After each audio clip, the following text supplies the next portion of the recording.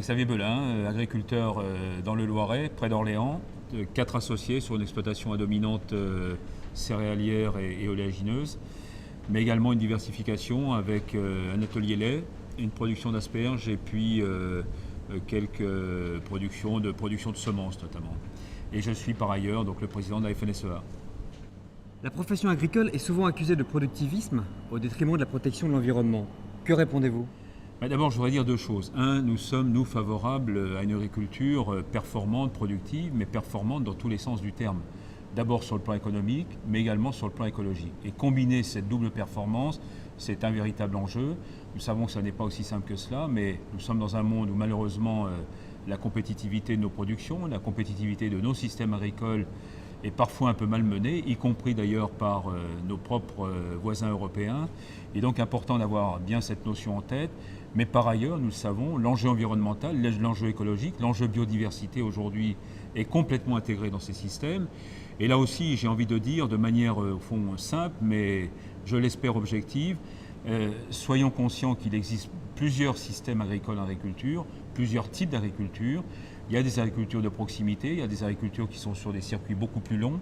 Il faut faire en sorte que l'ensemble de ces agricultures, l'ensemble de ces filières puissent cohabiter.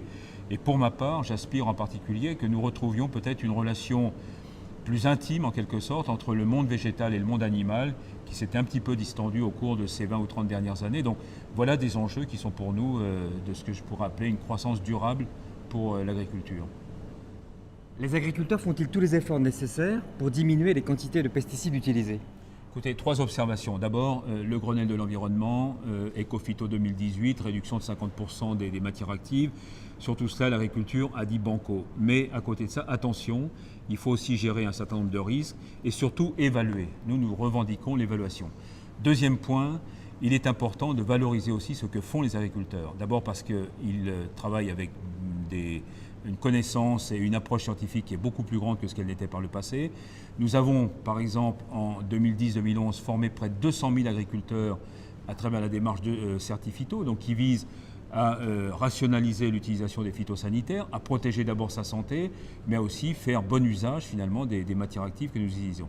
Et puis troisième élément, je dis attention de ne pas nous priver dans ce pays d'un certain nombre de technologies modernes qui pourraient justement faire en sorte que l'on combine toujours cette même exigence, performance économique, performance environnementale.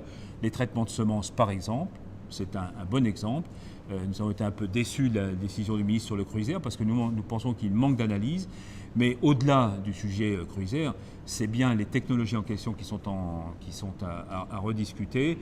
Sortons peut-être d'une démarche parfois idéologique pour aller sur des choses, encore une fois, plus rationnelles, plus rigoureuses, plus scientifiques.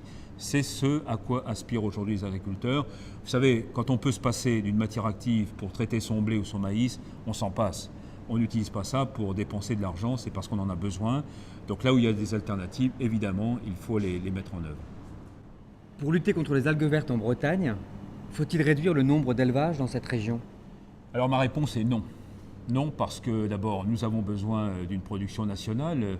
Je rappelle qu'on se fait tailler des croupières aujourd'hui par nos voisins européens, notamment par l'Allemagne, mais par d'autres pays. Donc nous avons besoin d'une production nationale. Ensuite, j'ai envie de dire que là aussi, ne jetons pas le bébé avec l'eau du bain. D'abord, on manque quand même de quelques certitudes sur cette question des algues vertes. On a trop vite mis l'agriculture bretonne en cause par rapport à ces algues. On sait qu'une origine nitrate peut avoir plusieurs sources. Aux experts finalement de dire au fond la vérité sur ces sujets. Mais au-delà de ça, je pense que ce qui est important, c'est aussi la capacité qu'ont les agriculteurs aujourd'hui, à travers notamment des programmes très lourds de mise aux normes, à travers là aussi une alimentation qui évolue et qui peut être sans doute plus intéressante du point de vue des rejets. Comment faire aussi en sorte que ces rejets soient traités de manière plus satisfaisante ? Il y a aujourd'hui autour de la directive nitrate, autour des zones d'excédent structurel, un certain nombre de dispositifs, ils sont à l'œuvre et je le répète, les agriculteurs ont beaucoup investi, à la fois là aussi en termes de connaissances, en termes de savoir-faire, mais aussi en termes d'argent sonnant et trébuchant dans des installations qui répondent aux normes.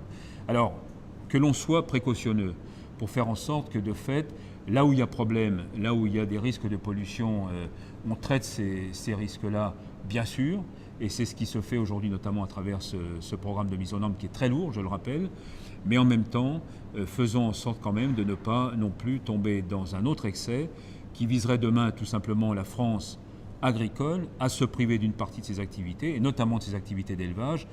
Je crois qu'il faudra aussi que nous accordions un peu les discours sur ces sujets, parce qu'il me semble qu'à certains moments, en fonction des tendances, en fonction de ce que l'on représente, on est amené plus ou moins à avoir des attitudes, sinon paradoxales, mais parfois même presque antagonistes, parce qu'on veut garder une proximité, et c'est tout à fait légitime.